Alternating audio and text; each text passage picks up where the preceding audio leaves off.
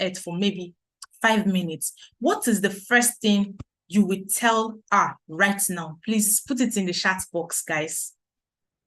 If Earth was human being, like you met it in a human form, what is the first thing you say to Earth?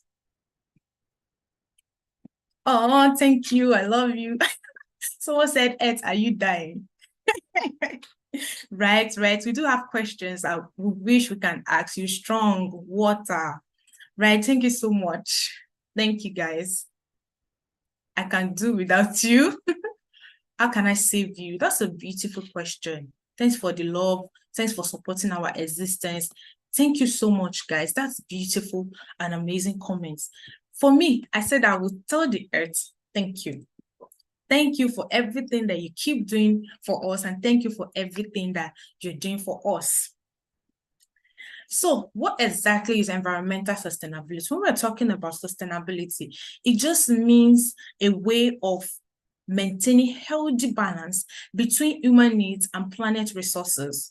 How exactly can we use Earth resources without damaging the structure, the processes, that the way we met it, without the Earth feeling it the most? And another way to define environmental sustainability is the responsible use and management of natural resources to ensure the availability for future generations while minimizing negative impacts on the environment. I mean, scientists have spent a whole lot of time to quantify the amount of resources that is available on Earth. It's not like most of our resources can finish. Let's take, for instance, fossil fuel. But how exactly can we use these resources to ensure that even the ones behind us can still tap into it? And when they tap into it, the continuous process does not damage the environment. And that is the global question right now. I mean, different countries will pay so much if there is a single one solution to address the issue of environmental sustainability. Let's take waste generation, for instance. Developed countries are doing research every day to find ways as to which they can use these resources without damaging the environment. Different things that people are doing. This is actually a global problem, but I believe that our generation would address it. Moving forward, I love to think from the scientific perspective when we're talking about climate change, climate system, or Earth, because I believe that if we have a very good understanding of Earth processes, we'll be able to explain even climate change to the person on the street, to anybody, to anything in the world. And now let us take a dive into Earth history. Earth is a round body that spins around in the sun. I'm going to skim through this. Earth is a round body that spins around the space and travels around the sun. It has an atmosphere that is made up of gases. Earth is the only planet in the solar system that can support life. I have said it in the beginning. Earth is the only planet, the most beautiful planet of them all. And life on Earth exists because the planet has water on its surface and oxygen gas in its air. The two major components that is necessary for the survival of human beings. Like, that is what we're literally dependent on. Imagine the oxygen around me just cease for a second. It would be disastrous. So Earth also has the perfect range of temperature for life. It is not too hot like Venus and not too cold like Neptune. The average temperature on Earth is about 15 degrees centigrade. Also, Earth is the only planet, this is my favorite part, Earth is the only planet in the solar system that was not named after any Greek goddess or Roman whatever. The meaning of Earth means the ground. It just means ground. Now let's take a dive into the physical features. What exactly is the structure of the Earth? The Earth is made up of the core, the mantle, and the crust. So we as human beings, we are standing on the crust. We are living on the crust. And the Earth contains 70% of water and 30% of land. And it's also made of different gases. The atmosphere is made up of oxygen, it's made up of carbon dioxide, greenhouse gases, made up of different gases like nitrogen, oxygen, carbon dioxide. And the higher you go into the atmosphere, the thinner the air becomes in the atmosphere. The Earth has only one moon, right? So it also takes 365 days for the Earth to orbit around the sun, and it takes 24 hours to spin in a day. This is the phenomenon that controls the day and light that we are having in different parts of the world. And this is one of the most beautiful features of the Earth. So Earth through time. Scientists believe that Earth is about 4.6 billion years old. Guys, when I was in school, the moment our lecturer said Earth is 4.6 billion years old, I was like, hey, it's a lie. That cannot be that old. Like, who studied it? Oh, I was really, really curious. And, you know, my lecturer was telling me, this is this girl, stop being ignorant. Just accept that Earth is 4. I said, well, I cannot accept things like that until it makes sense to me. So I went on the internet. I read about how they quantified it, how they figure out that the Earth is that old. And that is when I realized that, okay, it's actually possible by studying structures, by studying footprints, by studying different things and analyzing them, and that is how you will date the Earth. And also the Earth's surface, 4.6 billion years old, can basically not be the same now. It has changed. Some land have worn away, some water have dried, different things have happened on the Earth's surface. Another one is that the climate itself has changed. The climate we have 4.6 billion years ago is not the climate we have now. And while the climate and life forms can change slowly, other processes can happen very quickly. For instance, one of the phenomena I love to use the most is the orogenic activity, which is the mountain building. You guys know about volcanic eruption. When volcanic eruption erupts, it produces a mountain. But when, don't let me go too technical, but during the our continent splitting and some are coming together, there is mountain building in those places too. And those ones can take millions of years just for a mountain to come together and build another one. It can be really slow. So what exactly is weather? Weather in simple terms just means changes in atmospheric conditions daily. So right now, in the morning, it was in my own area, it was actually really, really cool, and it looks like it was going to rain. But if someone asked me what the weather was, I would say the weather is cool or it's about to rain. Or if it was sunny, I would say the weather is sunny. But if you were going to define climate, you would say that climate is like weather, but over a long period of time. You're talking about millennia. You're talking about a very, very large scale. So just a check-in. I want to know if you guys can still hear me, please. Please just type in the comment section if you can still hear me. Okay, thank you so much. Okay, thank you. So the climate is the average measurement of temperature, weather, different things that we have the same meaning of weather, but over a long period of time. You're talking about millions of years. Imagine someone, especially paleoclimatologists, there are people that study ancient history, climate histories, compare it and give us insights into the future. They would be talking about climate and they would be talking about millions of years ago. We have 3.2 MA. What? Like, how do you even want me to picture that in my head?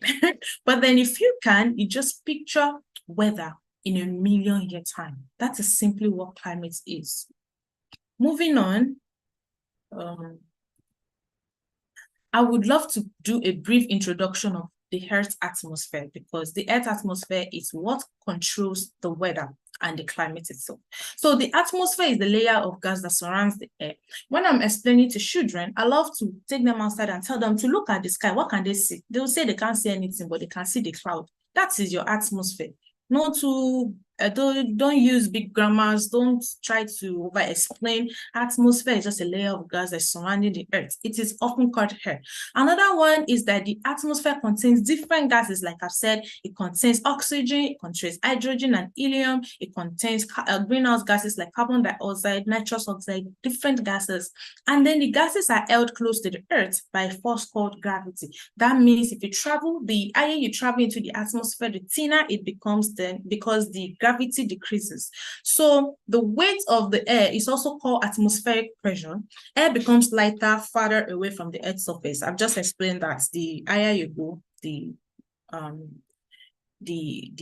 lower the air decreases. Yeah, the lower the air gets. So what is the importance of the Earth's atmosphere? What exactly? Why are we even talking about atmosphere? Maybe I came to talk about climate change. I can't just I go into climate change. I'm trying to make you guys understand the basic concept. Before, climate is a very complex, it's not complex like because it's tough. It's complex because it is multifaceted. It is very bright. It is very wide, sorry. Before you can talk about climate, there are different things you have to mention before you not even reach climate change. So that's why I'm trying to take my time to explain through to the concept of the little things that actually put our climate system together. So what exactly is the importance of Earth atmosphere? We already know this is the parts that have our oxygen for breathing, and then it protects us from the harmful radiations from the sun. Those clouds, those things that you're seeing in the atmosphere, they're not just there for fancy, they're there to protect us. And also the atmosphere controls the weather and the climate. For the rain in my side now, you see the weather will start putting itself together, and everywhere become really dark. And that is my own local weather. It doesn't mean that 20 miles away from me, sun might just be shining. You get so our atmosphere controls our weather and our climate. It's also the house of greenhouse effects. This is where we have our greenhouse gases that take in the Earth's radiations and produce greenhouse effects. This is also, the atmosphere is a place that supports life. This is where our birds thrive. This is where our insects fly. This is where most of them live. So moving on, I would love to explain the Earth without atmosphere so that we get a good grasp of it. When we talk about climate change, you already can picture in your head what we are talking about.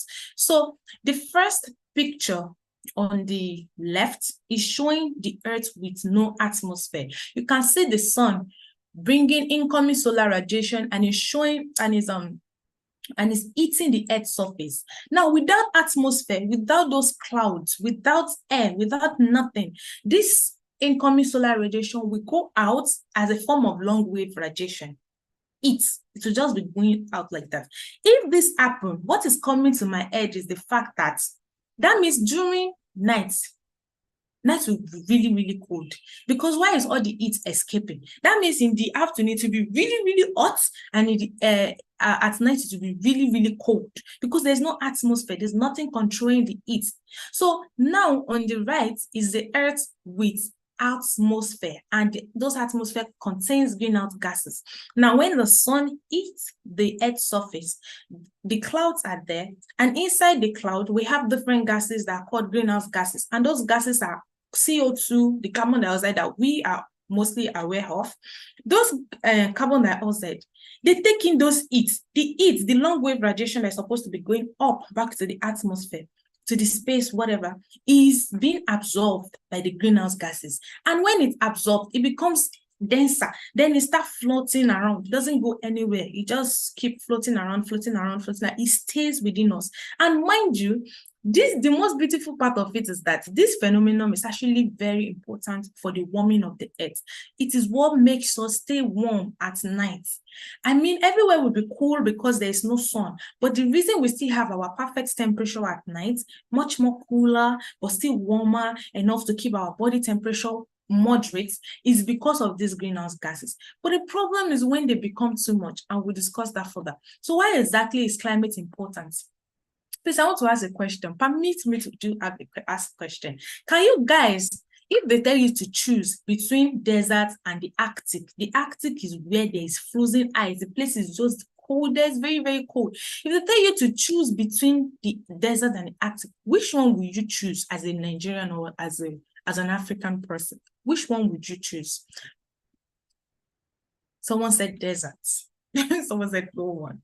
Arctic. Deserts. Just please write in the comment section. Arctic, deserts.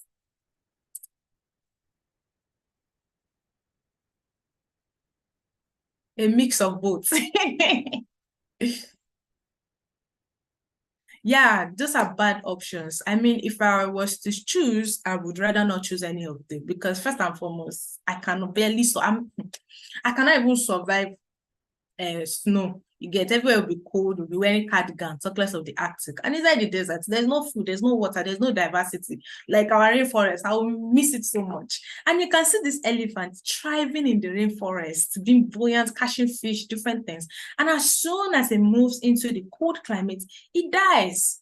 And I mean, most people don't even realize it, because everybody is in this race to Japan and everything. But Some people do travel out and they give up to health issues because their body can actually not cope with the devastating effect of changing temperatures. There are some people that have underlying health issues. The moment they move to places like Canada and it's very snowy, they give up, right? So people that are choosing active, it takes your body a lot of time to adjust to those places. You can go to the Arctic and get frostbite. Different things can happen. It doesn't mean as human beings as Nigeria will rugged out. It doesn't mean you're going to survive. Your body is going to tell on you. So climate controls a whole lot of things. It determines a whole lot of things. It determines what plants and animals can live at a certain area at a certain time.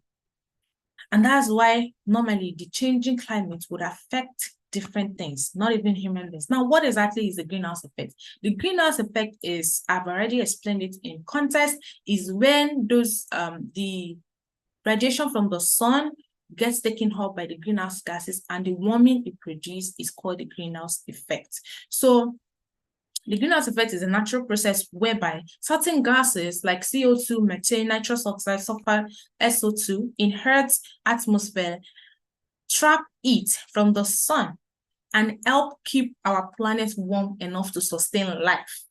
If you guys are getting now that this greenhouse effect is actually not a bad thing, we need it. We need it to stay warm. We need it to control our temperature here. Imagine it starts snowing now. We were not even prepared. I don't even have a cardigan. I don't have it. All my clothes are light. Before I get to market and buy cardigan. So this leads to the phenomenon called global warming. When this greenhouse effect, because we keep burning things that keep producing more carbon dioxide, it keeps giving us global warming, it keeps giving us more warming. And this leads to the process where we call climate change, is the process by which the planet heats up at an unprecedented rate. Now, moving on, what exactly is climate change? Climate change is just change in climate. Not big deal, no scientific complexity. Don't let anybody use Google you with anything. So climate can change over a long period of time. Sometimes this is just the cycle of Earth, but sometimes outside forces can have big impacts on climate change. I have mentioned that it is good that we have carbon dioxide that is trapping the heat, but as soon as we have more of it and too much of it, it leads to different type of warming, and that is what we call anthropogenic effect, which is human activities, different things that human beings are just doing to just make things worse. Moving on, what exactly are the causes of climate change? The first thing is burning of fossil fuel. Okay, I want to ask another question. Permit me, guys, to ask another question. So, when I was in school, we had 40 rooms. I want you guys to just guess how many generators we had in my hostel of 40 rooms. Please do a quick guess, Guess how much generator, how many generation, how many generator we had in my hostel? Someone said 10, 25, 2, 3. I need one more guess. I passed my neighbor, 16. Oh, such a good guess. Thank you, guys. Thank you.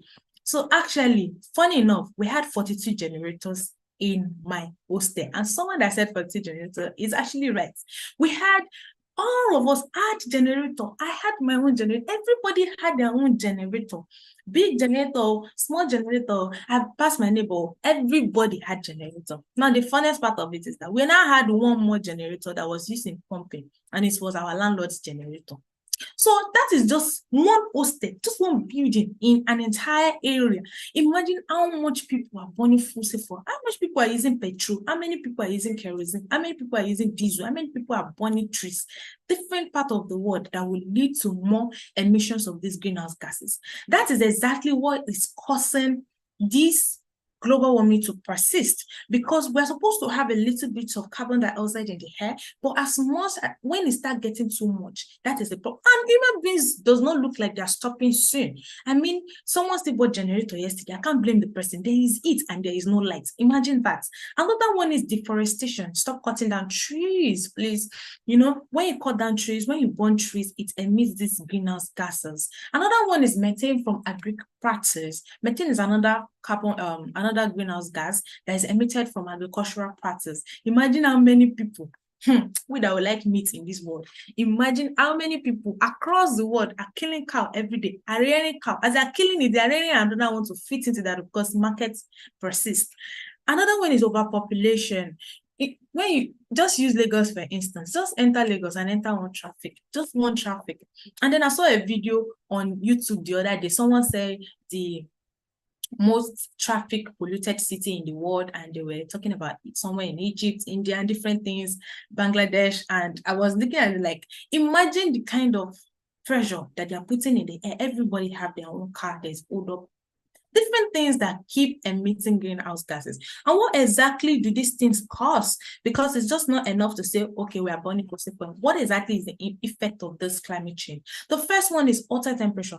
How many of us have realized that in the past 5 years, it was much more hotter? This nowadays is much hotter than it was 5 years ago. Let me give you guys a good example. I went to Adamawa for a project, right? And when I was in Adamawa, guys, Adamawa is the northern part of Nigeria, and it's always very hot, guys. Hey, so when I entered Adamawa, I almost fainted on a 39 degrees centigrade temperature. 39 degrees. Imagine, I almost fainted because I was coming from Oshogbo, and Oshogbo then in 2019 or 2020, we couldn't travel 2020, probably 2019.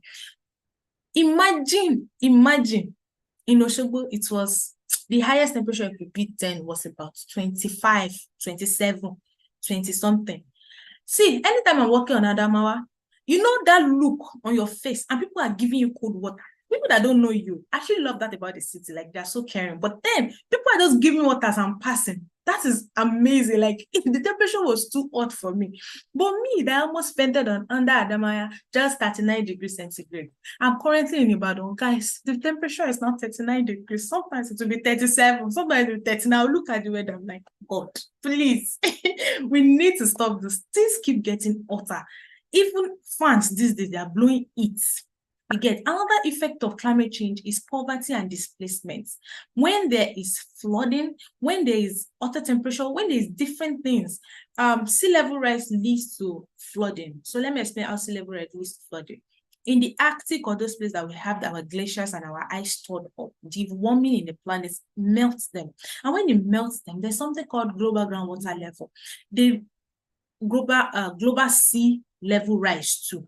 When those ice melt down, they increase, they have a ripple effect on all the waters around the world. You just be seeing that the ocean is raising, it's coming higher, it's going higher, because the ice that have been already stored up millions of years ago are melting. And why are they melting? Because of global warming. So this flooding now causes displacement and poverty. I remember in 2021, it wasn't flooding per se. Maybe, I don't know if it was climate related, but there was this flooding that hit our hostel called. I just went to our hostel, me and my roommate, we just went to go and pack our certificate and left, because just the thought of, it really covered like to our ankle. To our knee. So it was really, the flooding was really disastrous. That as someone like me, that I had a lot of friends that were willing to help me. I was thinking about other people that didn't have other people to help them. At least I had friends I could stay with. Other people were hanging around, they were sleeping inside school area because flooding have hit their hostel. That is one of the ripple effect of climate change. When it causes flooding, it causes poverty and displacement. Another one is food insecurity and famine. When there is flooding, farmers cannot plant. When there is flooding, some parts now in some probably northern area of Nigeria, they don't have, they have dry lands, they have desert-like lands, and they can't plant. These have a ripple effect on food that is not even available in Nigeria again. Imagine climate change now coming again. It causes famine in the land. So moving forward, why I'm actually here today is to tell you why you are important in this context as young people. I'm not here to tell you what you can read in the textbook. You can even advance your own knowledge, probably pursue a climate field, pursue climate science, different fields that you can pursue. But why I'm here today is actually to tell you why you are important. Yeah, we know environmental sustainability is good discuss. We know climate change is good discuss, but why are you important? If I was the one on this call, I'd be like, why are you telling me? Of course, it's a good point. So I am telling you and I'm informing you about climate change because I believe you are the future innovator. Someone on this call right now might be the person that would invent what will actually solve the climate crisis. You never know, right? You just look at yourself and you're just like a regular person attending a call right now. But in the future, you will turn out to be an innovator or a scientist that discovers something groundbreaking that can actually solve our climate crisis. Another one is you have a unique background. This is one of the things I love to tell our Nigerians and our African youths. Like, I cannot emphasize it enough. You have a unique background. Don't think you are coming from Africa or because you're trying to just improve on your own life. You don't have something to contribute. Your background, me and you, even on this call, we are in the same Nigeria, but that doesn't mean we have the same exposure, the same experience, the same community. We didn't come from the same background. Your background is important, and that's what makes you special in the climate sense. I have an example. One of my friends recently told me that a lady in Kenya got a fully funded scholarship because the thing that they wanted to research on was only found in her community. Just in her community, nowhere else in the world asked what they want to use for that research. It was only found in one Kenya community. And she is from the Kenya community. And what she has to contribute, she can be the bridge in the research. She can be the one to even innovate different things.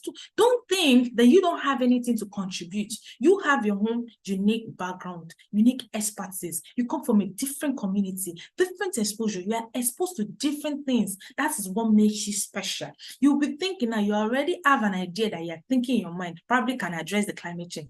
I'm like, I'm not disposed, I cannot stress myself.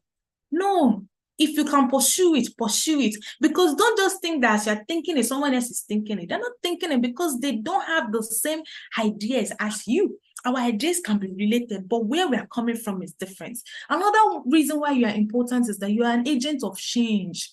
You will stand for us, you will represent us, you will articulate, you will fight for us, and you are going to be the one that people are going to look up to. So that is why you are important in this climate contest. Another one is that you will be environmental responsible. So unlike the past generation, it's not like they were ignorant, but they didn't have a lot of exposure to environmental concepts or environmental sustainability, or how they can live their life without destroying the environment. But you know now, and the choices that you're going to make now are going to make sure that other people are also going to learn from you, but you yourself, you are going to be the advocates of environmental sustainability. Another one is to help you develop your critical thinking ability and ability to put your fresh perspective into communicable ideas. So at the part of this program, you're going to have to develop creative ideas.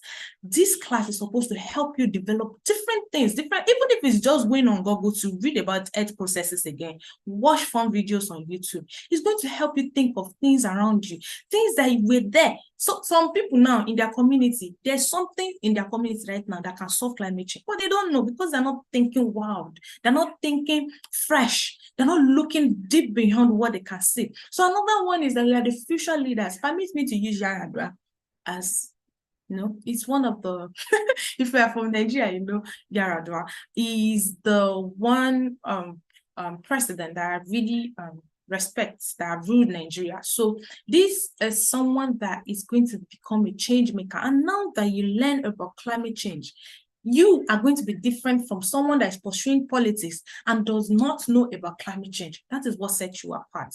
Now, moving on, I would love to throw in some few tips on how to become a climate change maker.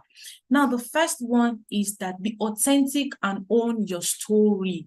I have said that you have a unique background. Don't compare your story to anybody. You might think that small idea that you are overlooking might be the one to shoot you to the global timelines. Be authentic, share your story. Don't go online online can be very overwhelming. When you read some people LinkedIn or you go to Instagram, you'll be like, oh, God, where are people getting these ideas? But that will just make you a slave of your own perspective. Look beyond what you're saying and look through to your community and your background. Search deep inside you and tell your story to the world.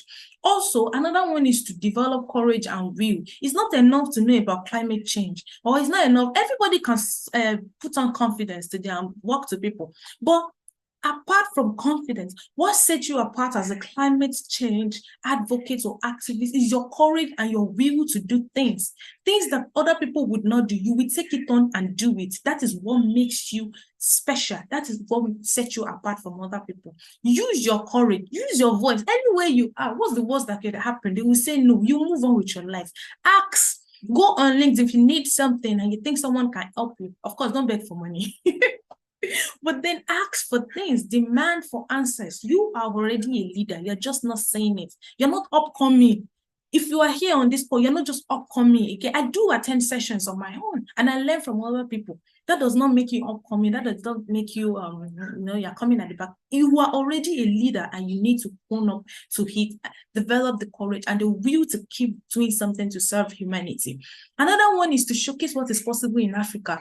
Yes, I actually did learn this the hard way because I used to criticize Nigerian government a lot. There's no way I go. I'll stop talking about the government. You guys are worse, this, that. But I felt I listened to a professor on LinkedIn who actually did like a mentor one-on-one call with me just to give me a fresh perspective of what he actually thinks should be on the timelines. Now, let me tell you the influence of our own ideas on the global screen. So there was one Korean movie I watched. That's how I watched Korean movie. I enjoyed it. It was wonderful. I took my time. I went through the series. And at the end of the series, they wanted someone to serve humanity. They sent the person to Africa to go and serve for community service, right? Because the person's thing was too much, he had to go to another continent, of course. Now, they didn't mention any specific part in Africa. They said go to Africa and serve humanity. And then they not show where he's serving humanity. He was not giving children water. How is that serving humanity? We have water, guys. The stereotype is crazy. I saw a meme on the internet yesterday. One lady was eating food, and then there was a caption that says, I literally just planned my fitness goals for she's eating. Like, it's funny, right? Look, we can relate to it. When I plan my fitness goals, I say I want to achieve flat tummy, and then I start eating a bar and fufu again. But then someone in the comment section said, hi guys, I just want to ask a question. Do you guys really have food in Africa? Sir, we do have food. And then under that same comment, someone insulted him and said, I'm just asking genuinely because I don't know. I'm telling you guys, the stereotype is crazy out there that anything that comes out of Africa is looking like, wow. They have different perspective. You can blame their ancestors, I don't know. But then the way they see Africa is different. We are the only ones that can change the story. And now these days, I am tilting my ideas to showing what is possible in Africa, what we can achieve with our united prowess, what we can do with our power, with our voice, what is achievable in Africa. Africa can be the leading continent in the world.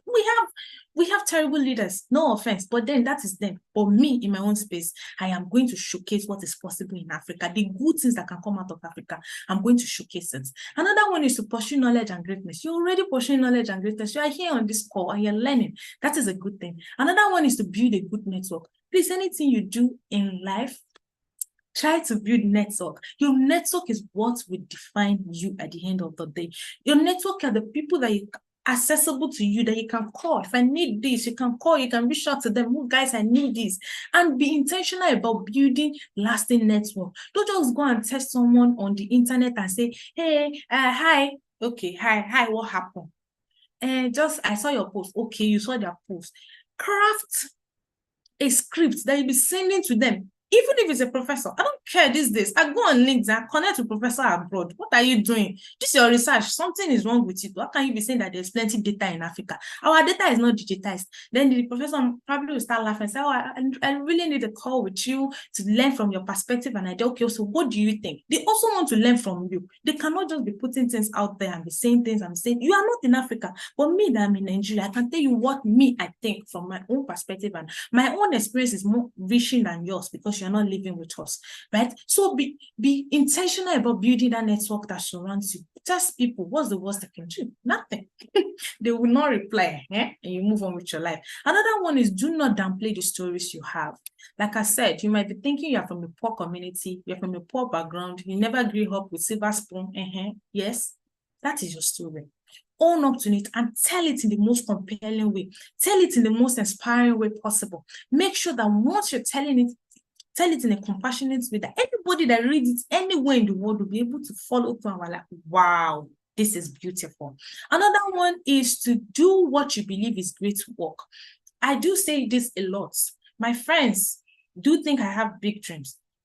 Please, so this is my big dreams. I want to be teaching people and I want to be educating people. I just want to become a professor one day. That is my long-term goal, to become a research and teaching professor and raise the next generation. Now, I have a friend who wants to become president of Nigeria. And me, my own head, that is a big dream. Guy, you're not ready. To become a president of Nigeria, guy, you will trek in my whole head.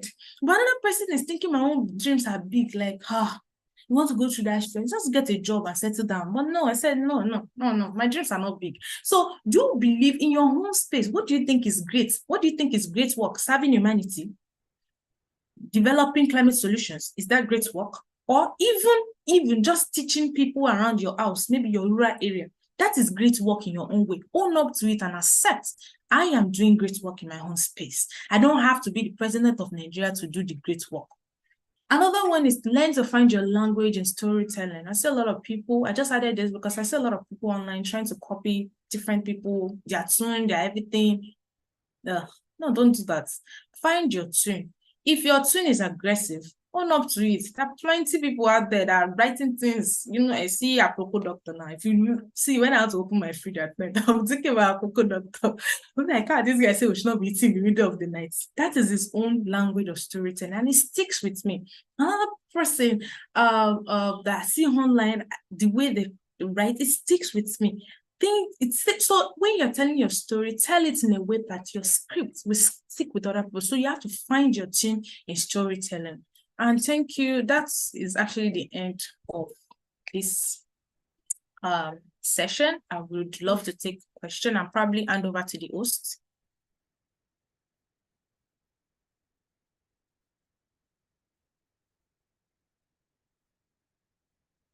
Sorry, if you have a question, just okay.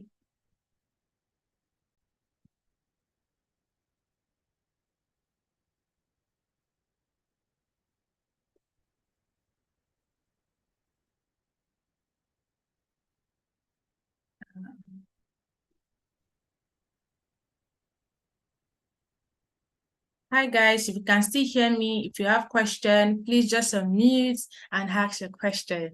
Thank you so much for the wonderful comments. Someone said that, but you didn't tell us what it will run on. I'm not sure Okay. The person was responding to someone that said they have an idea. All right, I get that. Thank you so much, guys. I really do appreciate your time and for listening to me.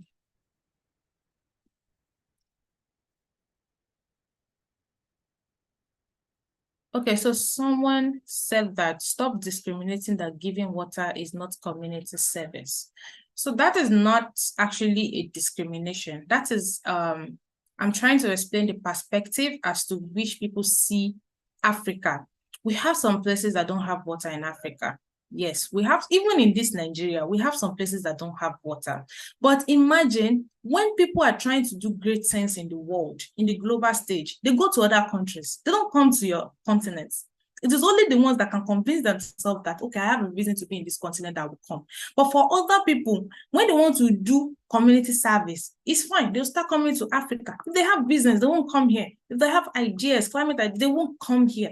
But when it comes to that other light of Africa, that is the emphasis that people place on that. Better, beautiful things that come out of Africa. The top innovations in the world that are leading in the world today are from Africa. So imagine someone wants to say something about the beautiful things in Africa, and the person is saying, Africa does not have water. Like, it doesn't relate. Yes, there's some part of Africa that does not have water. Even in Asia, there's some part in Mexico, there's some parts that does not have water. But when you want to talk about Mexico or Asia, you talk about spaghetti, talk about their culture. Nobody talks about the fact that they don't have water. So we're just trying to put it in a perspective that we need to change the narrative that when people think about Africa, they don't think about the beautiful things of Africa. They just start thinking about, we don't have food, we have poverty, we don't have this. We have resources, so we have food, we have agricultural produce, but no, nobody says that. People just start saying, there's no water, there's no this, and there's no that. I hope that answered your, okay. Okay. Okay, so let me just go through. Someone said, I really enjoyed your presentation. It's with horror and simplicity. Please, is it possible to further reach you for extended series of mentorship? If it's okay. Yes, I did added my email on the last slide, so I'll just post it again before I. Host, please come and take over. I don't know if the host is here.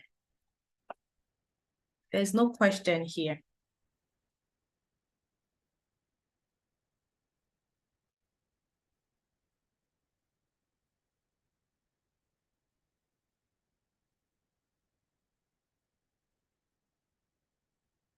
Okay, there's another question.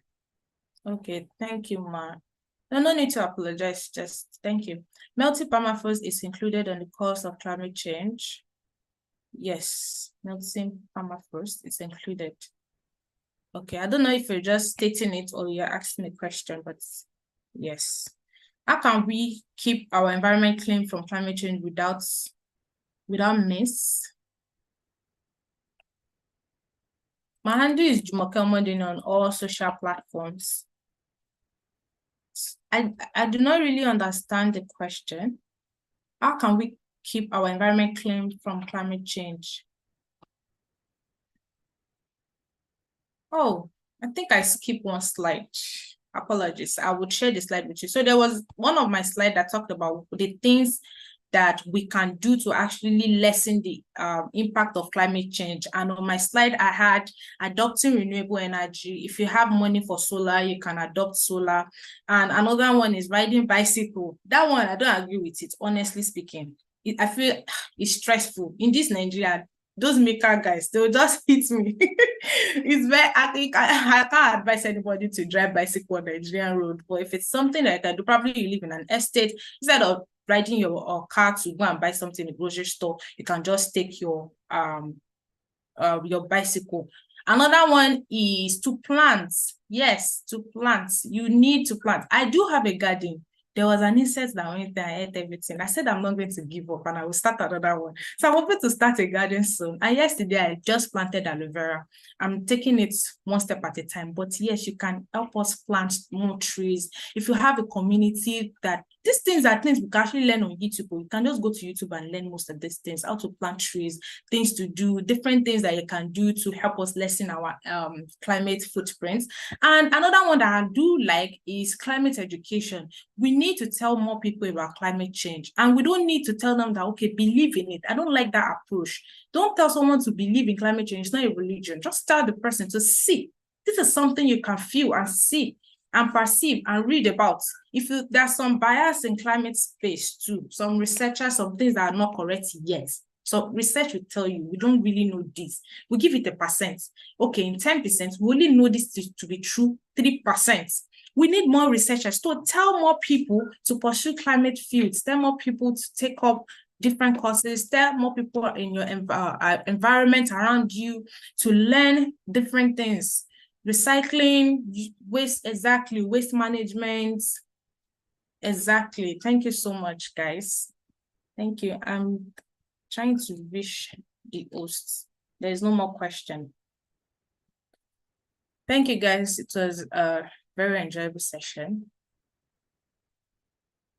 Yes, circular. What's the better strategy to include stakeholders sustainably in communities about climate change? There is no really a direct strategy. You have to try everything possible. I talked to one of my friends recently. he had a call with a commissioner in the States about climate change. The person said, well, climate change is none of my business. That is the stakeholder. That is someone that is in the environment space, in the ministry. And it was really, really hard because someone that has much more power to do bigger things is saying, it's none of my business about climate change. But you can actually convince them, explain to them, this is not thing. And also you have to look into the investment aspect. Most politicians are stakeholders want to make money. So that is why, yes, circular economy work best here. Exactly. What do we call climate anxiety? Is there a correlation between climate change and mental health? Yes, absolutely. There's a correlation between climate change and mental health. The emotion that people feel, the way they express. Someone on this comment section already said, I already feel overwhelmed by all these things. Like, where do we even start from? That is a climate. The person is anxious, but you don't really need to be anxious. You just have to do what you have to do. They used to say that you can't solve the world problem in a day. Yes, you cannot do everything. Just do what you do, because even when it comes to climate change, the simple emissions that we do have are what goes down to the global emissions. The same significant acts that you are doing will count at the overall goal. So our host is back. Janet, over to you. Apologies. I'm so sorry, Jim. Okay. Thank you so much. Thank you so much for that wonderful session. I'm sure everybody, if I was going to come up to ask people to ask questions, but I see that you've been able to deal with that. Thank you so much for your help. So good to have you, and good to have you share such wonderful insight with everybody here. I learned a lot. I've been here all through. I never stepped out. I've been here. So thank you so much for your invaluable contribution to this program. And so we can we give our facilitator a virtual round of applause? Thank you so much. On behalf of the leadership of United Nations, SDSN, Nigeria, and Climate Accelerator Program participants, we say a very big thank you for your insightful and engaging session on climate change and the environmental sustainability. So in a minute, we'll be coming, we'll have the second, our second facilitator. Just like I said earlier, that for this masterclass, we have two sessions. And the second one is going to be very, very interesting as well. But during the course of the second class, a link will be shared via the chat box. Please look out for that link where you can input your attendance. It's very, very important for you to fill up the attendance for you. That will show that you were actually part of today's session. Thank you so much. So next, we will be having someone to come up to talk to us about circular economy, production, and consumption. But before she comes up, let me give you a wonderful profile. That's in person of Adeshola Adegeye, who is an enthusiastic technical sales engineer with proven leadership, teaming, and communication skills. She constantly explores opportunities to gain knowledge and add value to engineering manufacturing operations. She's very passionate about environmental sustainability, SDG 11 and SDG 13, and continually ignites eco-consciousness among the youth. She is the founder and lead volunteer of Green with Green, an organization that is focused on raising environmental conscious communities to combat climate change and promote environmental sustainability. So please, let's welcome Adeshola Adegeye to the class. Please, ma'am, if you are ready, you can share your slide with us and you can take over from here, ma'am. Thank you.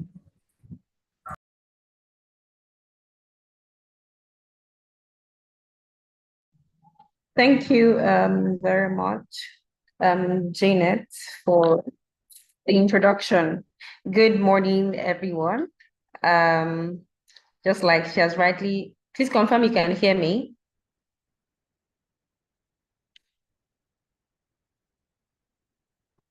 Please confirm you can hear me.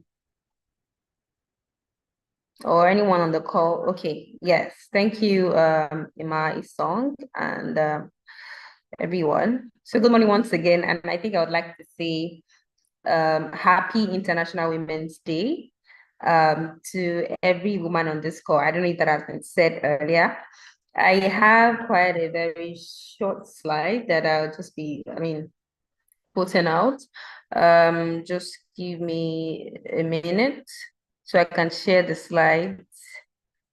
I believe, I mean, this started quite a while, and you must have learned a couple of things as well. And I'm just hoping, because I didn't join the class when it started, so I'm hoping we don't have to like repeat a couple of stuffs again. Do I have permission? Okay, I think I can see I have permission to share my screen. Just a bit of, give me a bit of time. Let me do that. Just hold on.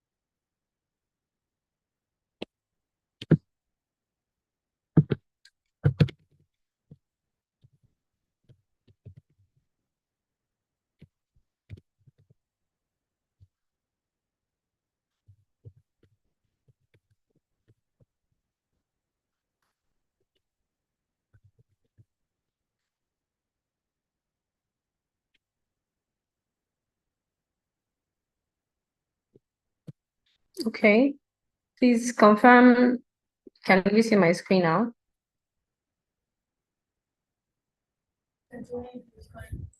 Sorry, we can't see your screen at the moment. Okay, let me try again.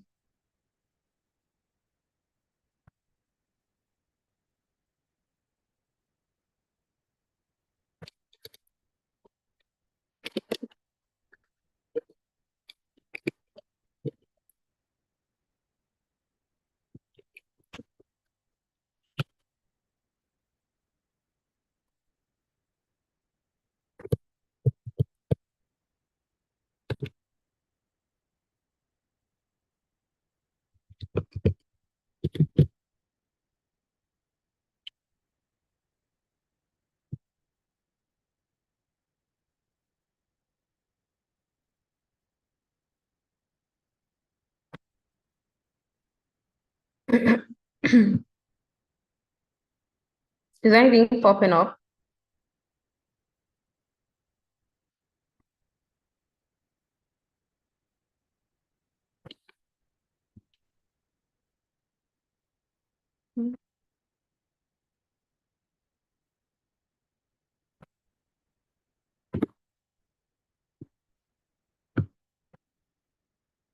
Okay, please confirm you can see something coming up.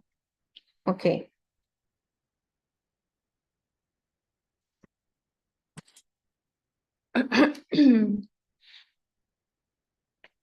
Please confirm you can see something coming up now.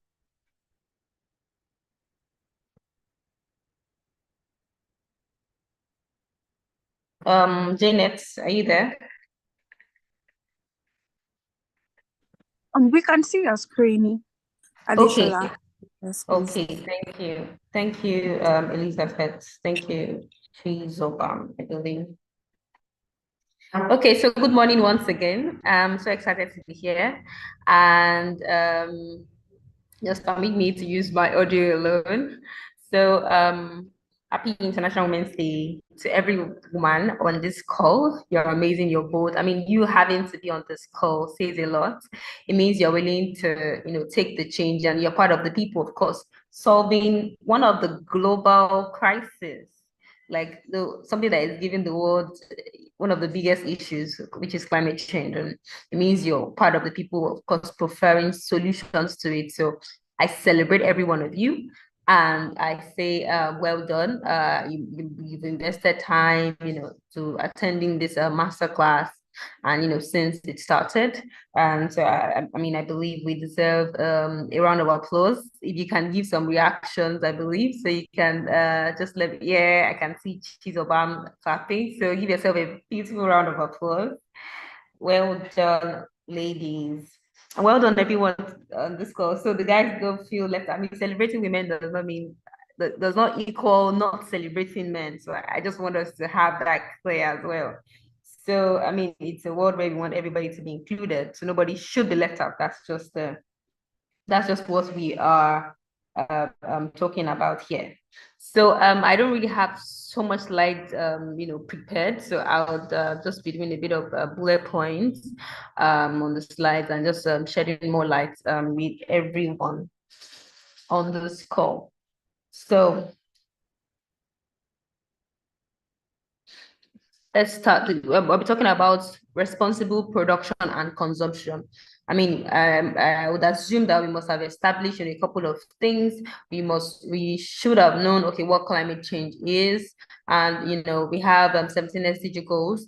And one of them, of course, is responsible production and consumption. So really, when you think about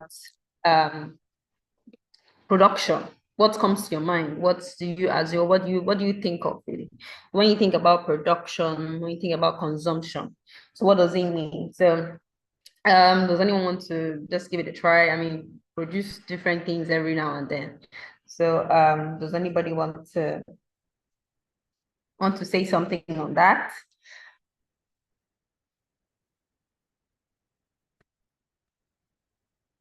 Okay, just so we don't waste our time, I'll just say when it comes to producing, like this is just basic now. When it comes to producing, it means to make something, to make something new, to make something or bring something into existence. Okay, you want to produce something, you're making something new from another resource, basically. So you're making something new from another, that's what it means, like on a very plain to just define it very easily for us. Just making something out of making something new. The word here, new, something new out of making something new, basically, or bringing say into existence. So you're taking a resource and you're having something new. So if I have a plastic bottle and I do some processes into it and I convert it to say what's it called, say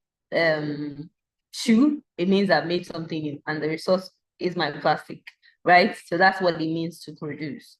And what does it mean to consume? To consume is to use, to when a product is made, when something new is made, then it goes to the person that's going to use it, right? So when it comes to consumption, it means to use, to make use of. So it could be your body that maybe you buy, say, gala or a sausage roll, and then when you make use of it, when you use it, you have consumed it. When you eat it, your body has consumed it. So basically, that is what it means to consume. And I'll just this is just a basic level. So when we now talk about, responsible, I want to believe that we're still following. If you're following, say something or give some reactions. I can see we have quite a number of people on this call. Or can I see the chat? Okay, I think I can see your chat. Okay. Oh, I even have some chat messages as well. So production is the process of combining raw material into finished goods. Of course, that's very much, yes. Okay, thank you everyone for that message. So just like I've defined production, making something new, we have IS, I don't know your name. It says production is the process of combining raw material into finished goods, which is absolutely correct. So in terms of making use of, consuming, so once you make use of what has been produced, you have consumed. So once you make use of it, like whether it be services, whether it be an item, then you have consumed. So it doesn't necessarily, you don't necessarily have to eat it.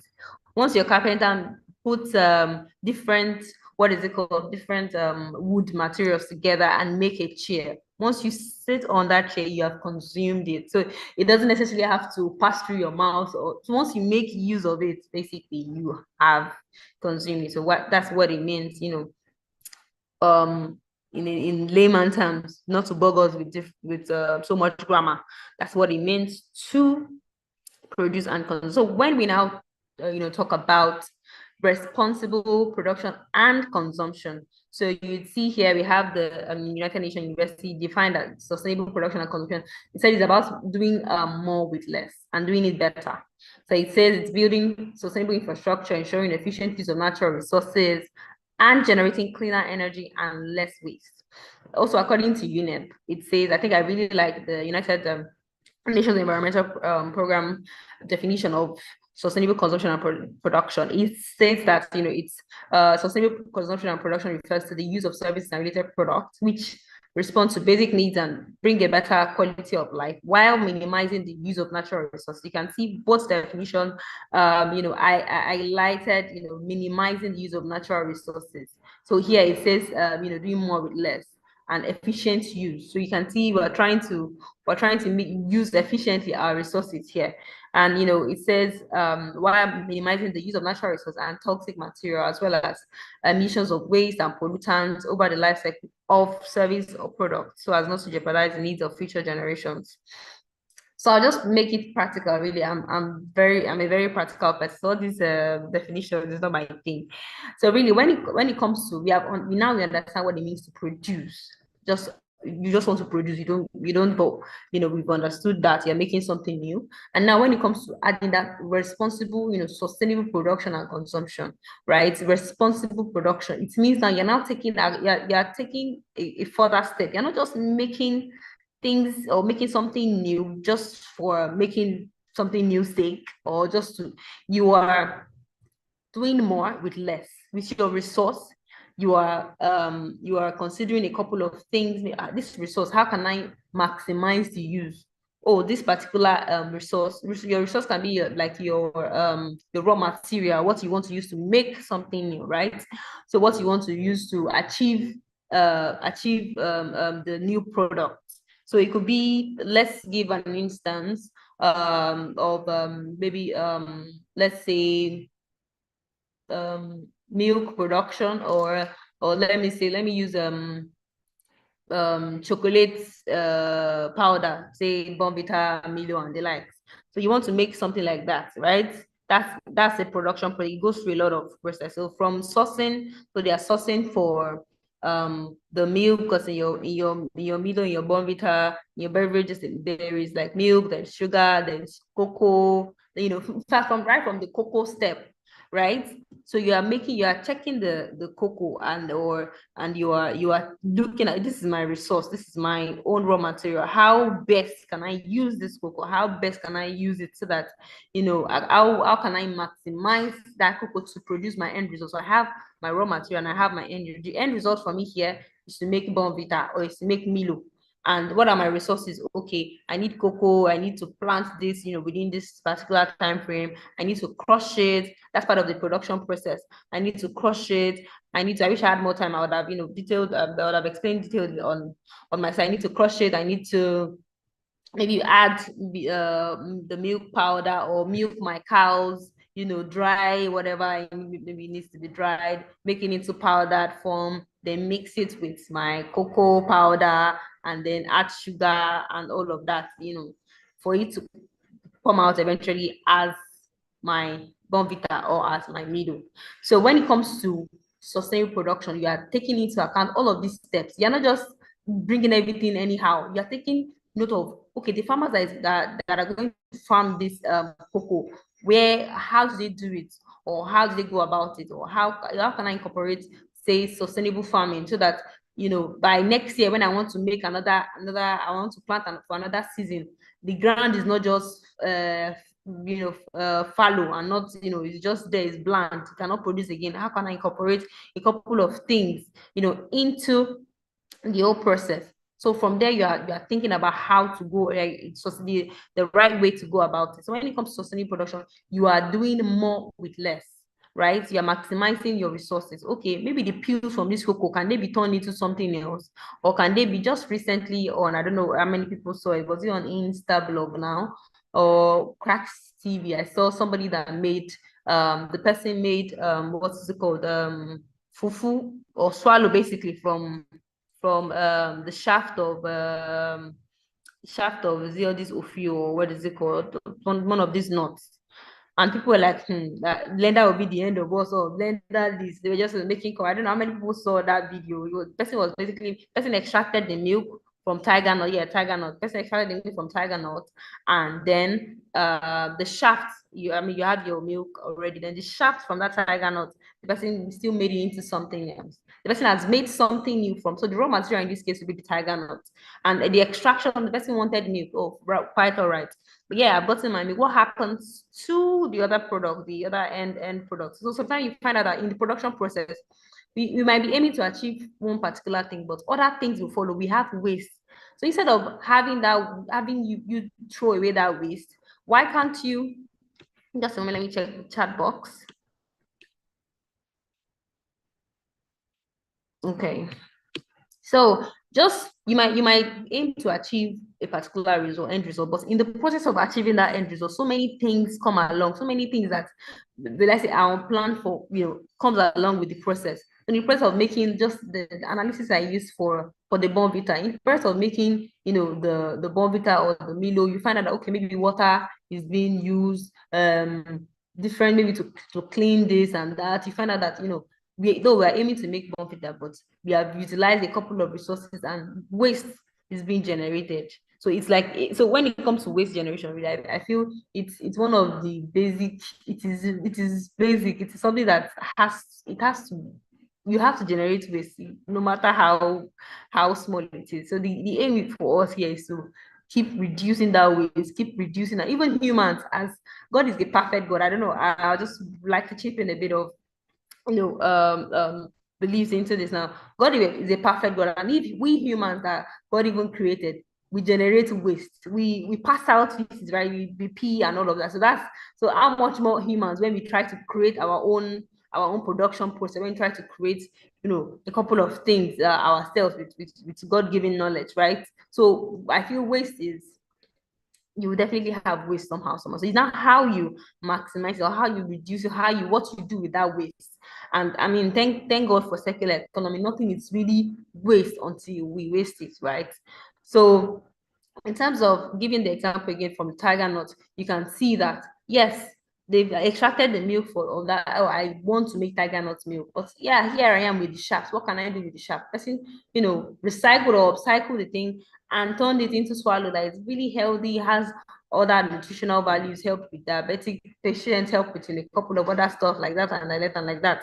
So that's what it means, really, to incorporate like sustainability into your production process. Oh, how am I? You find out. Okay, here I think I let's just move on to the next slide because of our time. So what's okay? I've defined this. Let me just put it on production mode. Just a moment. So you can see what type of production can we see in Nigeria. We can see, really, in Nigeria, you see that we take the resources, we do whatever we want to do with it. Then after a while, we throw it away.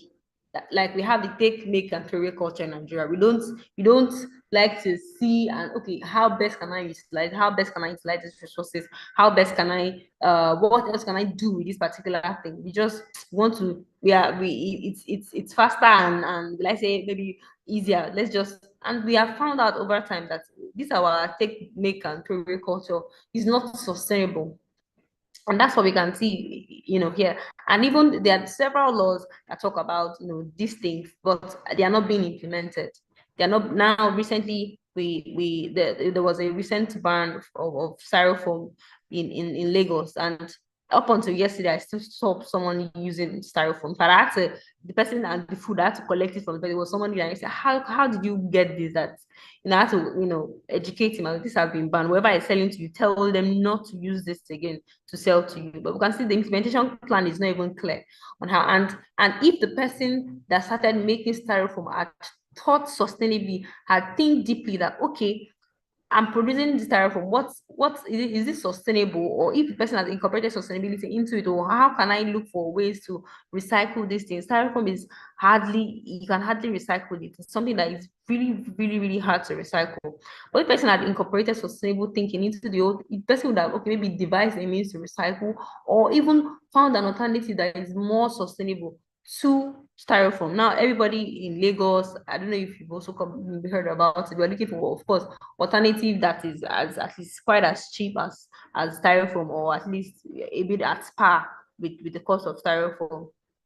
So really, but we can see that our production process in Nigeria, we import a lot of resources. You find out that even in Nigeria, I went to, I'm an engineer, and I have the opportunity to also like go to different production plants and the like. And up until 2 days ago, when I went out, and I went to a manufacturing company, and I saw that up until now we're importing maize because we don't have the required volume, here in Nigeria to meet with the demand of the production facilities. And when it comes to sustainable production, some of the things that is really important to take cognizance of is to buy locally, to shop locally. That way you're reducing your carbon footprint. Even the cost of the whole thing will be cheap.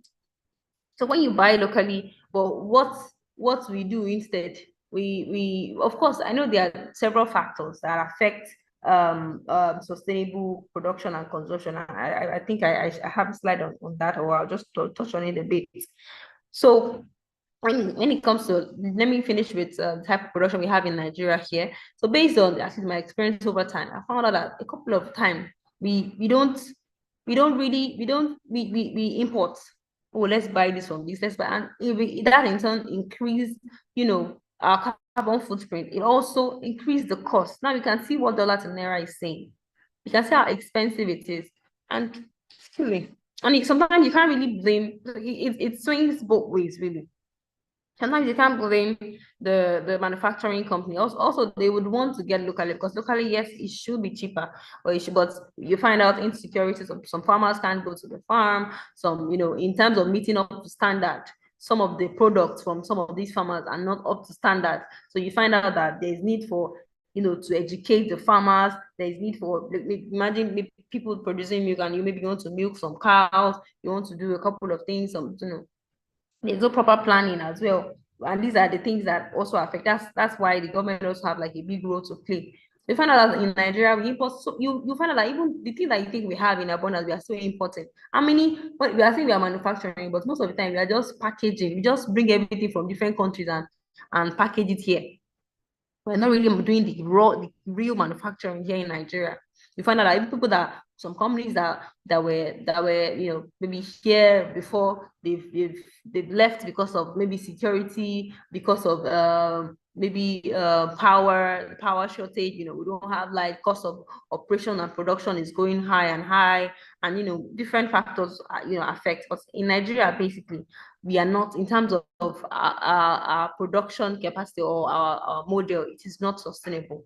We have the extended producer responsibility, that this particular policy kind of it gives the manufacturer of a particular item, like, you have to monitor it. It helps you to check the life cycle. So at the end of your product life cycle, okay, I've taken Milo, I've bought it, I've made tea. What happens to the sachet of that Milo? So usually that extended producer responsibility, like, it makes them, it's something that should allow them, okay, this particular, how do I maybe return it back, or what next after using that particular Milo? What should be the next stage? Do I just throw it away, or is there a way I can recycle? Is there a way I can make something out of it? right? So, but you find out that it is not implemented properly. You might have the laws written, but when it comes to practical application, it is not there. They've banned single-use styrofoam now since how many weeks ago? More than a month now. We haven't seen a clear picture of how this thing will be implemented, and how it's going to be sustainable. We just banned it audio. We even despite the hype around it, many environmental organizations wrote a couple of what is it called, publications, concerning this. You also should show support, had series of interviews and all of that. But where are we today? It's still not clear. The whole thing has died down. The whole awareness thing has reduced, which shouldn't be. It should be a continuous process. It should be something when it comes to also production. You hear things like continuous improvement. You should keep evaluating your process to see how best you can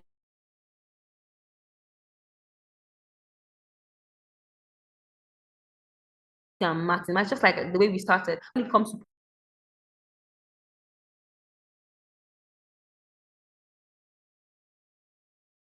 production, that's why I define it a very easy to just meant for say big companies.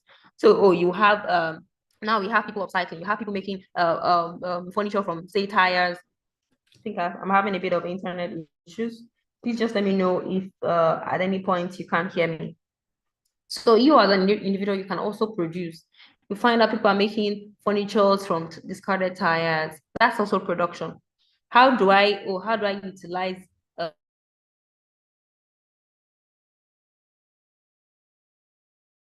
this particular raw material and turn it into new product? Can it be further recycled after it has been consumed?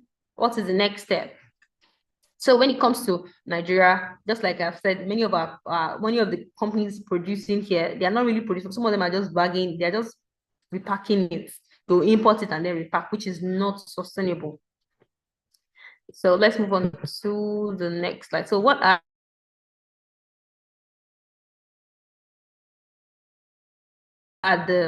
just a moment. What are the objectives of sustainable production? What are we aiming to achieve really with sustainable?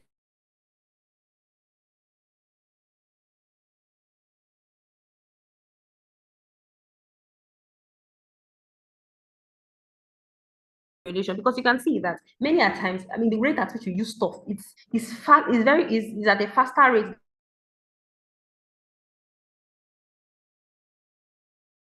than the earth can regenerate, and if you keep doing that one, then the future generation, maybe they'll just wake up one day and they won't say anything to meet their own needs again. So we are aiming to reduce the environmental degradation. So we as much as we need to extract from the earth, okay, we're extracting, we need to take resources from the earth. We need to take it at a reasonable pace so that what we'll see what we are doing right now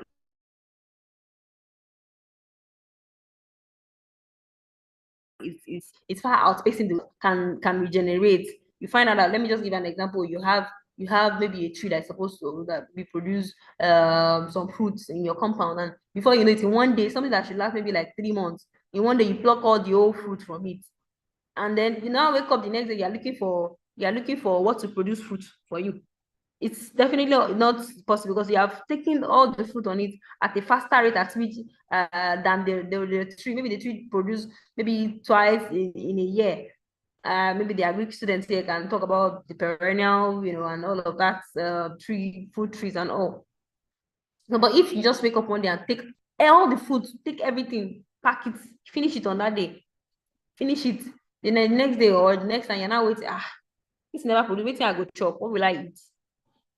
So that's the aim of sustainable production. You don't take resources at a very fast rate than the earth can replenish. You plan sustainably your production process. You take into account a couple different things, different factors that come into, okay, if I take this from this time, this period to this period, okay, how long will it take again for my cow? Let's say I'm producing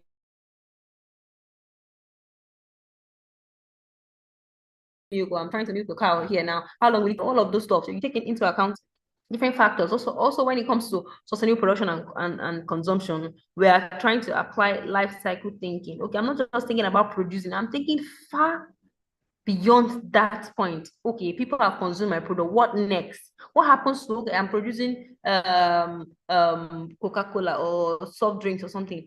After people drink that product that I've produced, what happens to the plastic bottle? What so you're thinking about the entire life cycle, and now we're talking about circular economy. You want everything to be taken back into the system. It shouldn't be a linear economy where you take from the environment, you make what you want to make with it, and then you dispose. It shouldn't be that straight line. It should be circular. That's why you have, you talk of the circular principles and all of that. It should be circular.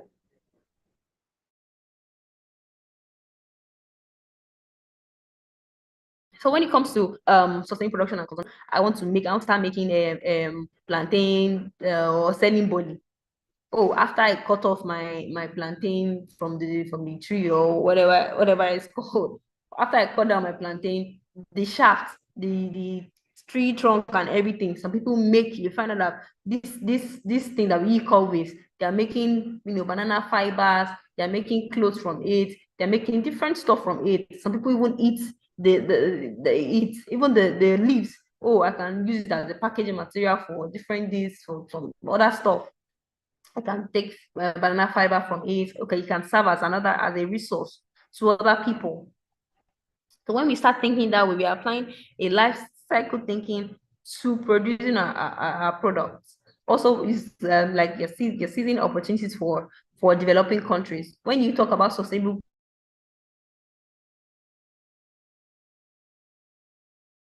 production and consumption, it creates other green jobs. It even creates so that's what also comes into sustainable production and consumption. You're not just using people to do the whole of your work and you're giving them peanuts. So it takes into account, and it creates opportunities for green jobs. Imagine me, I'm just somebody selling, say, roasted banana or roasted plantain rather.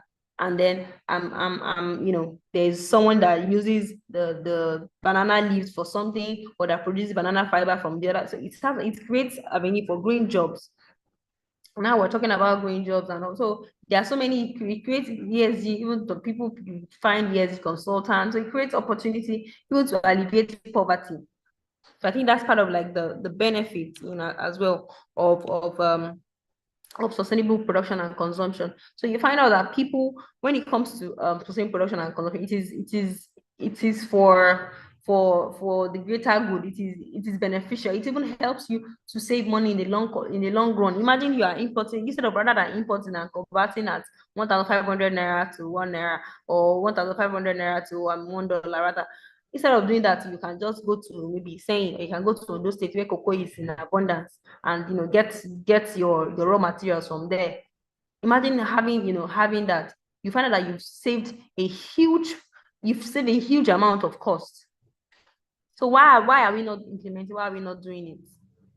So of course, there are some things that need to be put in place in terms of government policy as well, insecurity for farmers. Some people, you find out that this particular place was invaded by maybe herdsmen, or they can't go to the farm because of insecurity and all of that.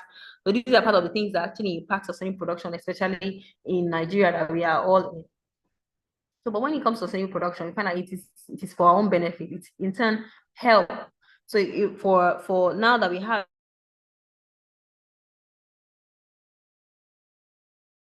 a lot of fluctuation in the power sector has collapsed again. If there has been early investment in sustainable energy, in renewable energy, all of this, maybe you have like the solar power this thing, and you wouldn't even feel you won't really feel the effects, so much, especially for industries that they have like very energy intensive machines. They can, it's something that they can incorporate an energy mix. Okay, for maybe say our admin block, we can have we can run on solar. Then for maybe the factory itself, we can like a bit of energy mix it, sustainable energy, and then the normal fossil fuel, mix it like that, and gradually you start increasing the renewable energy part of it. You can have like a bit of energy mix. This helps, and with time you find out that you have saved a whole lot of cost. You have saved yourself downtime. Many manufacturing companies run away from that because they don't. If there's a downtime, if one of the machines is out of power, is not working, you're losing money. You're losing money. So really, so this when it comes to sustainable production, it helps, it is beneficial, it helps to save costs, it increases even your own efficiency, it creates green jobs. The advantages are numerous, and it goes on and on and on. So let's move to the next slide. So how can we produce responsibly? How can we produce even as it doesn't even end as producing responsibly. How can we even consume responsibly as individuals on this call, as change makers on this call? You take your Coke bottle and you just throw it away. You just throw it anywhere. Some people, the bin will be right beside them, but to go there is a problem. No matter where I am, if I see a car or somebody from, you see people, not just the people that are educated, you see that they'll just from their car they'll toss dirt on the road just like that. Right?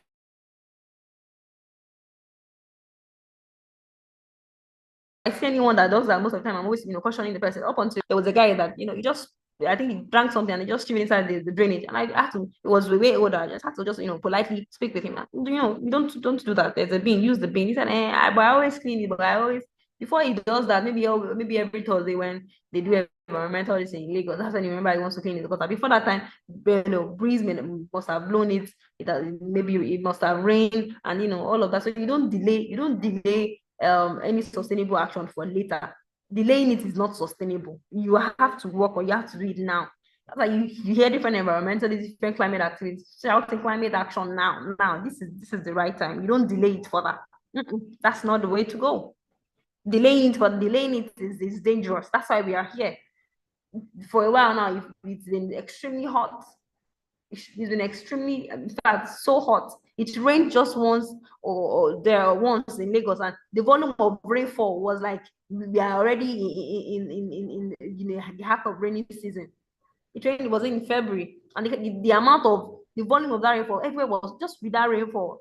Before then, there was extreme heat. I think we recorded one of some of the highest temperature. It was extremely hot, and then when it would rain, it rained heavily. It poured. This one is even. There was a downpour. Many places were just because of just very little rain. That not rained for so long, and then by the time it rained in February, it was raining like we already had the heart of rainy season. These are part of the issues. These are the issues. This is climate change related. The climate is changing. Why do we have that kind of heavy rainfall at that time of the year?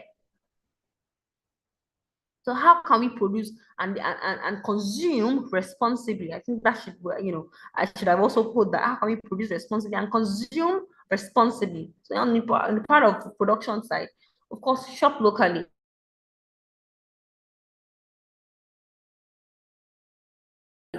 Don't go out and importing. Preserve your resources. The waste, minimize your waste. These are part of how you can produce responsibly. Minimize your waste. In so many organizations, you just see they just waste resources anyhow, like resources are there forever. You just find out that on a particular time, you get to a particular time and won't have any resource again. We are using it like it won't finish. So maximize that resource. Maximize it. These are how you can incorporate sustainability into your production process. Conserve energy.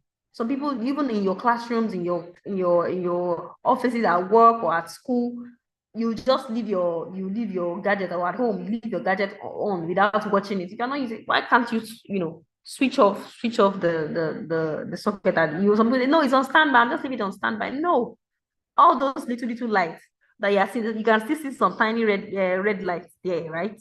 Switch it off. We call them the term for them. We call them energy vampires. They might look so little, they are consuming so. By the time you add that little, you are leaving it on for maybe 7-8 hours. Add the energy consumption, multiply by the number of days or months, and you see the effect on your energy bill. So those little things that we can do to be responsible in our consumption and in our production, let's do it. You find out that we have automated buildings that once you leave the room, and there's a sensor that if it doesn't sense any other, like any movement, it switch it off. The bulb there just switch it off by itself. You find out we have, say inverter AC, just to also minimize energy. When we incorporate these things into our production process, into our manufacturing process, we find out that yes, we are utilizing and we are doing more with less. That's the aim. Doing more with less. With this little resource, how many things can I achieve from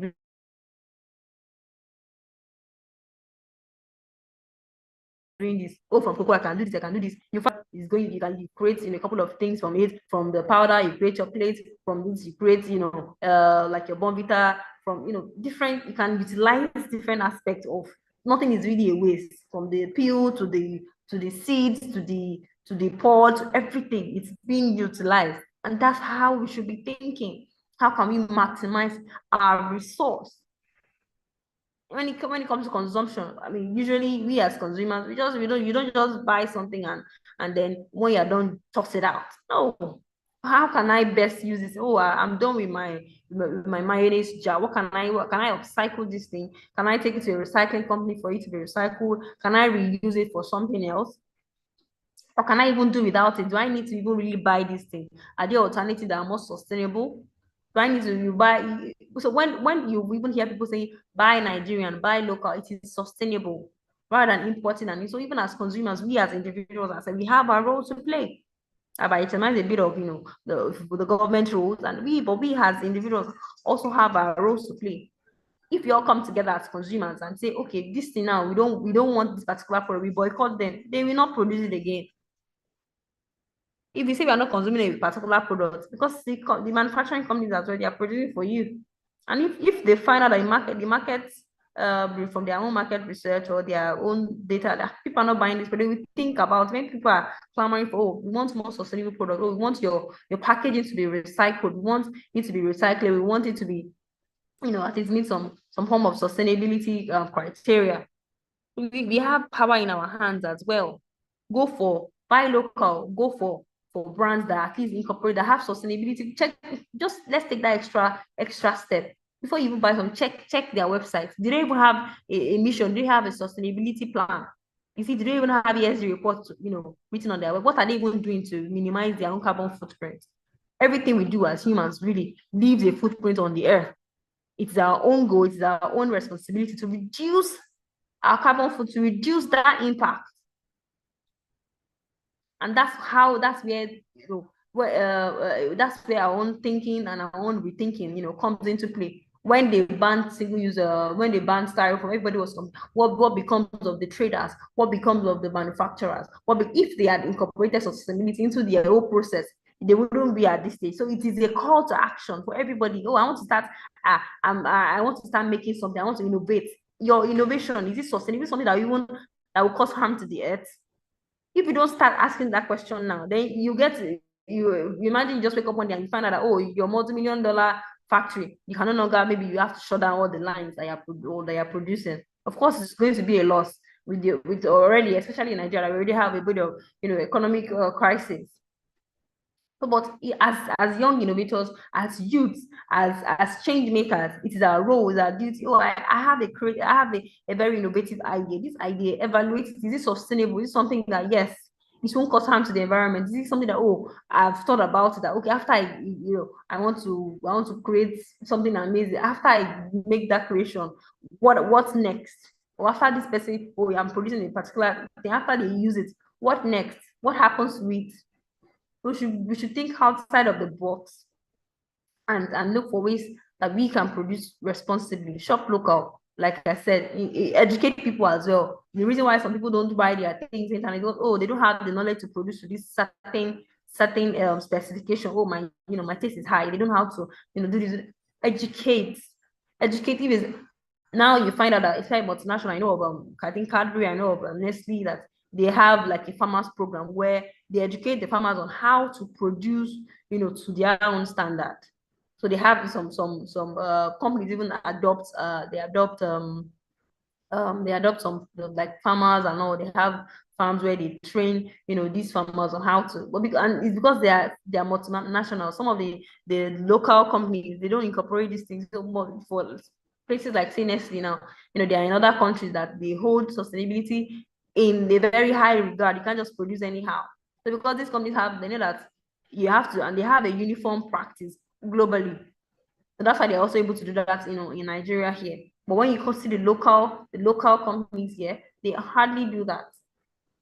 And when it comes to, if you travel abroad, you find out that everything they have, in fact, their general being is segregated. So even as consumers, they aid you to be able to live sustainably. By the time you're dropping your plastic, you're getting some maybe cash you are getting some cash back in return. It also help you. But now that in Nigeria, we're coming up, at least I'll say so far in the year 2024, it's been a win. Where the first step was the styrofoam ban, which, you know, it's a step towards the right direction. So these are the things that we can incorporate in terms of our conserving resources, conserving energy, responsible water consumption. How do you now, in my company where I work, we do something as we call energy management. Some people, because they don't even, these are part of the solutions I also sell when I go to company, I talk to them about it. How do you manage your waste? These are part of things that we can use to produce responsibly. How do you manage your waste? What is some organizations, you see that they have like a water treatment or their effluent treatment plants. So where all the waste that's coming from that production, it's being gathered in a place and being treated before they will now maybe it's water, or let it out into the environment. Some people use toxic materials in their production process, which shouldn't be. Evaluate those toxic materials, see if you can get a more environmentally material in place of that. And if you even our phones, there are some toxic metals in it, maybe lead and the likes that are used in making our phone. How do you discard your phones as a consumer? Oh, I've finished using my, do you just toss inside the dustbin? We have e-waste companies where your laptops, your inverter battery, you find people that they want to buy it. But if you don't take that extra step to research and ask about these things, because they're still a bit, not so popular in Nigeria here, but we have them. So in terms of our phone, our laptops, our printers and stuff, how do you discard it? There are some harmful chemicals, there are some harmful metals that are toxic, that causes carbon emissions. So how do we handle it? So these are the things that we can also help us to become responsible consumers. So of course, the producer they have their own responsibility, and I mean, we're thankful for maybe iPhone. At least you can always easily exchange it for a higher, version or something. You don't just have to toss it. The parts can be used, maybe the screen can also be used. So, and it's even for us consumers, it's even like, a plus was you generate a little bit of income. So you have a printer, you can sell it as scrap rather than just tossing it away. You have e-waste company as well. They will help you to dispose it properly or buy some spares as well from it. So we on this call can be responsible consumers as well. Oh, you are done with your plastic or your biscuits, and keep the wrapper until you find the bin. Or can you even, now we have city likes of Planetary R, where they make something new from waste nylon. They recently made a school bag from Dangote salt sachets. They're making amazing, so they're weaving it into new product they are producing. And that's part of it. This is how we can also think outside of the box and do something amazing. So let's move on because of our time.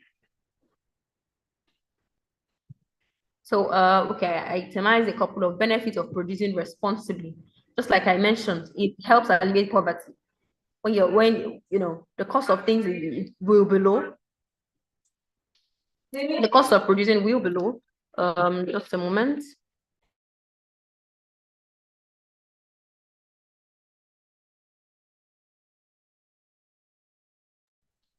Okay, I'm back.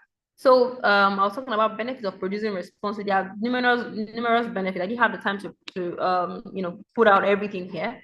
Green jobs, when you are reducing costs, it also gives access to green jobs as well.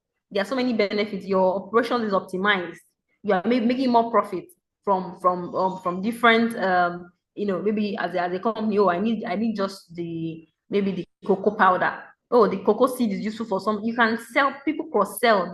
Your own waste is another person's resource, and you generate even extra income from it.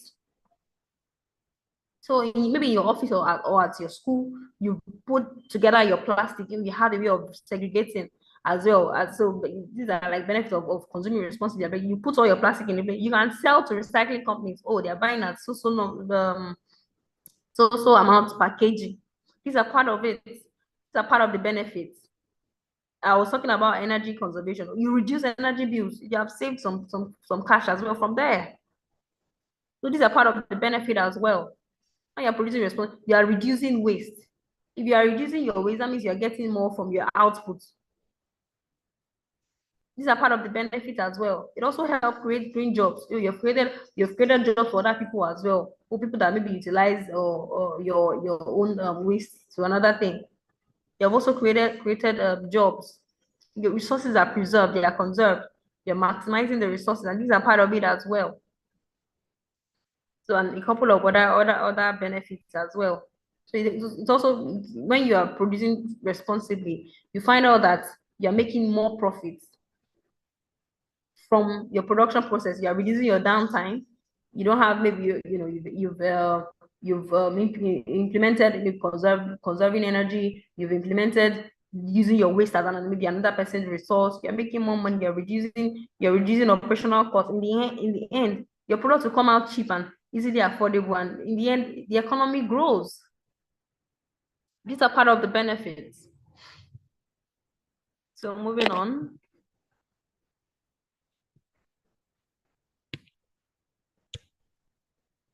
In conclusion, okay, I think I'm wrapping up. In conclusion, responsible production is not an option, it's a must for a sustainable future.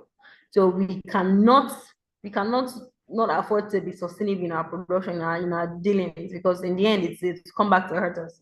The environment is, we only have this planet, and this is the only planet we have to live. Forget all the old mass, whatever. This is the planet that we are staying. This is our only home. So it is not an option that, let me think, maybe pay, or let me just see if I can. It's a must. You should. And this is also where the government policies, also come into play. When there's a policy, or this is, you have to. Now we can see that there's more clamor on, circular economy, recycling, and all. This is because at least now we're beginning to see government, step into their game, step up their game as well. You find out that even Coca-Cola already have like a recycling this thing, or even there's some form of levy that, okay, because you produce plastic, oh, this is what you should do, or this is the number of green projects you should do in a year. You have ESG, you have corporate social responsibilities as well. So responsible production and consumption is not something that is an option. Maybe we should produce responsibly. No, it is a must. It is a must for the sustainable future, for the future, for the health and future of our planet. It is a must. I don't know if you have any questions so far, or any comments that you'd also like to add. Thank you all for listening. Thank you all for joining. Oh, okay. I think there was a time where I had a bit of network glitch.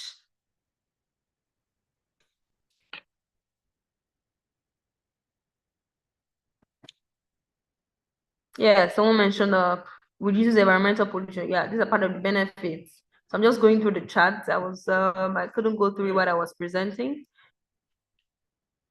So Josh Anthony Irimia mentioned, my credit friend will say she pays cleaning. Okay, Ayeni Olusegun mentioned that a lot of irresponsible people out there. Also, no consequences for being irresponsible. We actually have, especially in Lagos, we have the kick against indisciplined people, but really, we find out that they don't really do the job. They don't really, do this thing. So, like, really, there are a lot of, that's why we need to educate more. Even sometimes you find out that people that are even educated are the ones doing this thing. So it's tiring. So we cannot afford to stop. We cannot afford to give up. You keep saying, when the message keeps coming and coming, then people will take caution.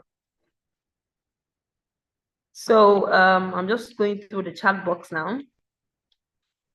So if we keep discarding anyhow, using our head, like there's no this thing.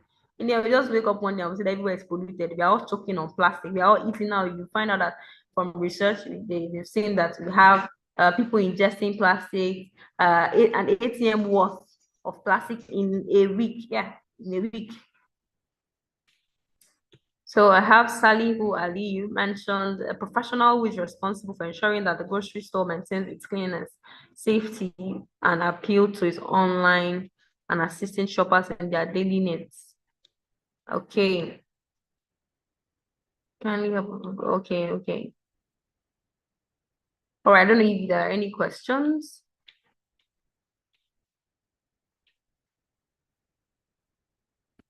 Okay, I'm trying to go through any questions you can unmute and ask, or ask via the chat box. I'm still going through the chat box. The environment is a common heritage. Exactly.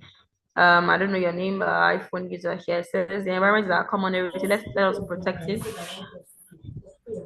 and empower. Okay, environmental education is key. Yes, exactly. Environmental education. That's how like everybody should be, in my own opinion, everybody should be an actor. Everybody should be an environmentalist, because that's what we have in common. We all share this place, so we all need to come together.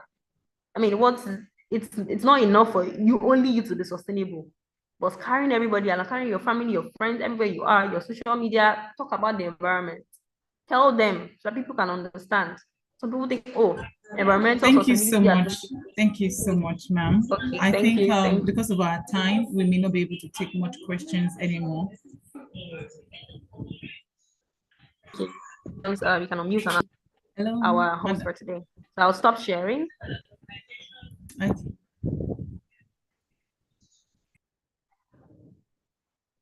Thank you so much, Madam Adeshula.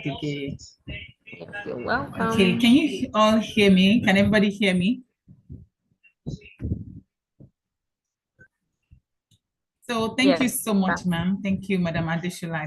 God, thank you so much. It's such a wonderful and insightful session. We've all learned a lot. Thank you so much.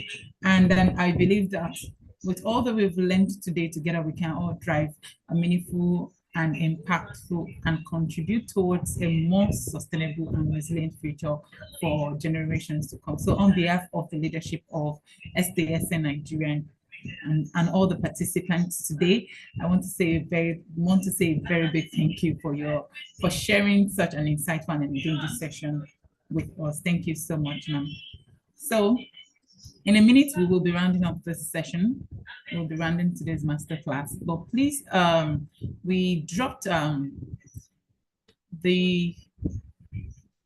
form, the attendance link was dropped on the chat box. Please kindly find it. Please kindly click on it. It's going to be there for like 30 minutes for you to click on and fill up your attendance. Please, it's very, very important. And at the same time, if you have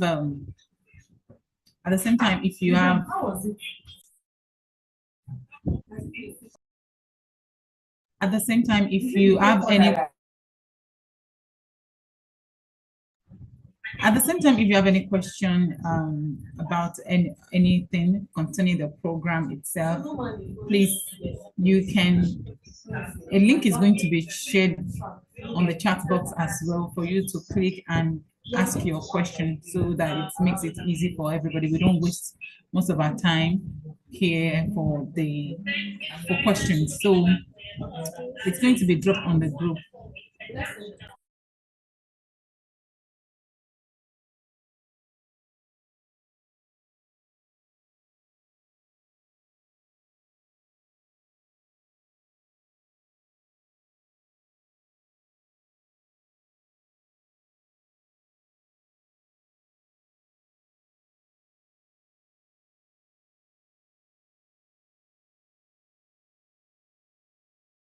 So please ensure that you click on the link for the attendance and you fill in your attendance, and also the ask me form.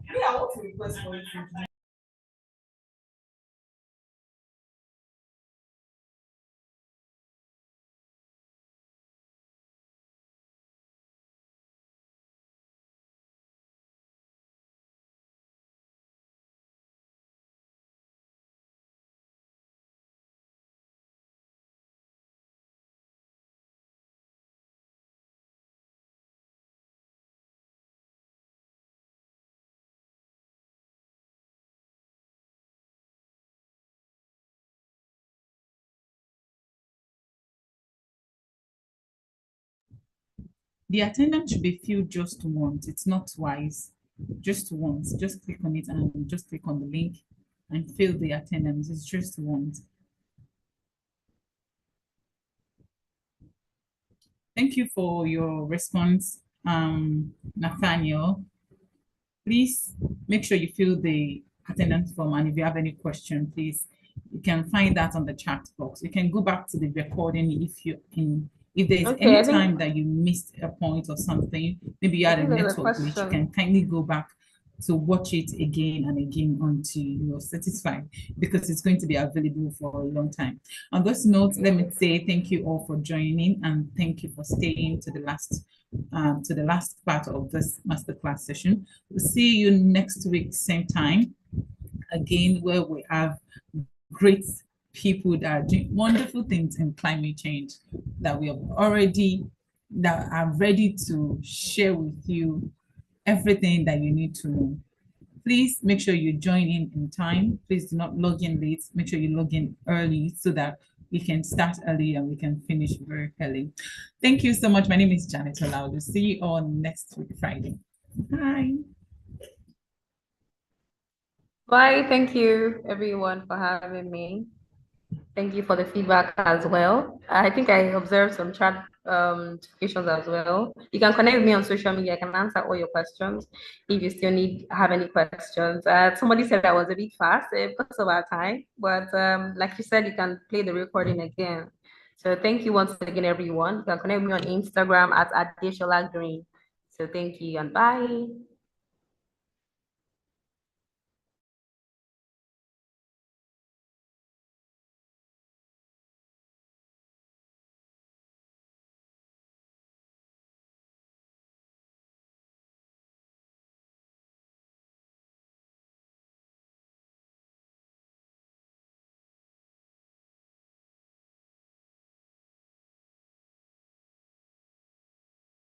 So I'm just going to be here for a few minutes. I'm going to leave this open for a few minutes so that we can all have access to the link to both the